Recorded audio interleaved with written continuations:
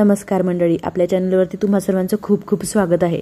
तर बघा, उन्हाळ्याची जेमतेमच सुरुवात आहे, पण ऊन आतापासूनच किती वाढलंय आणि एवढ्या भर उन्हातून आपण कुठून बाहेरून वगैरे आलो आणि घरी आल्यावरच थंडगार जर पण आपल्याला प्यायला मिळालं तर मन कसं तृप्त होते ना।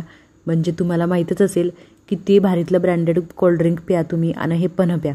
ह्या पण्यासमोर आहे ना सगळे कोल्ड्रिंक फेल आहेत। आता पण्याचे किती महत्त्व असतात तुम्हाला तर माहितीच आहे। म्हणजे तुम्ही सगळे हुशारच आहात ना। म्हणजे उष्णता वाढवते आणि थंडावा देते शरीराला, तोंडाची चवसुद्धा वाढवते आणि किती काय काय फायदे असतील म्हणा, मला सुद्धा एवढं काही माहिती नाही त्याच्यातलं, पण खूप टेस्टी लागतं आणि हेल्दी आहे एवढं मात्र माहिती आहे। तर बघा, मी काय केलं ना, इथं मस्त एक मध्यम आकाराचा आंबा घेतला। हा आंबा आंबट होता, म्हणजे जो असा लांब आंबा येतो ना तो फिका असतो। हा आंबटच आंबा घ्यायचा पण्यासाठी। ह्या आंब्याला नंतर मी मस्त ह्याच्यामध्ये पातेल्यामध्ये छोट्या शिजवून घेतला पाणी टाकून। तर ह्याला शिजायला आहे ना 10 मिनिटे लागली, 10 ते 12 मिनिटे लागली असतील अंदाजे। त्यानंतर बघा काय केलं, हा आंबा मस्त असा ह्याची साल काढून घेतली आणि ह्याच्यावरती आहे ना मी साधं मीठ आपलं टाकलं। असं साध्या मिठाने काय होतं, ह्याचा सगळ्या गर निघायला मदत होते।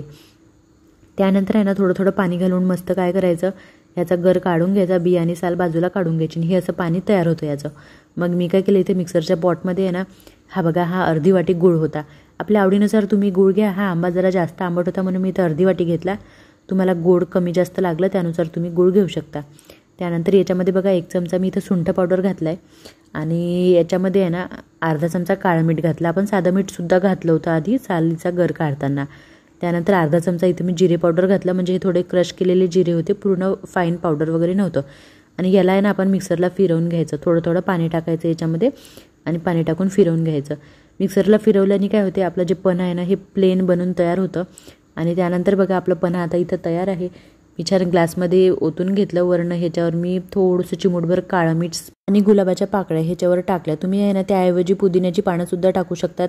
आणि बघा मस्त आपलं हेल्दी कोल्ड्रिंक असं तयार आहे। मला तर असं वाटतं कोणी जर आपल्या घरी पाहुणे आले ना तर त्यांच्यासाठी हे आंब्याचं पन्हच बनवावं। आणि बनवलंसुद्धा। एक म्हातारी आजी आली होती, तिच्यासाठी मी पन्हं बनवलं, तर ती मला म्हणते, मला बाई पन्हं नको, मला काळा चहाच करून द्या। अशी आपली जुनी मंडळी असते। तर चला आता सबस्क्राईब करा।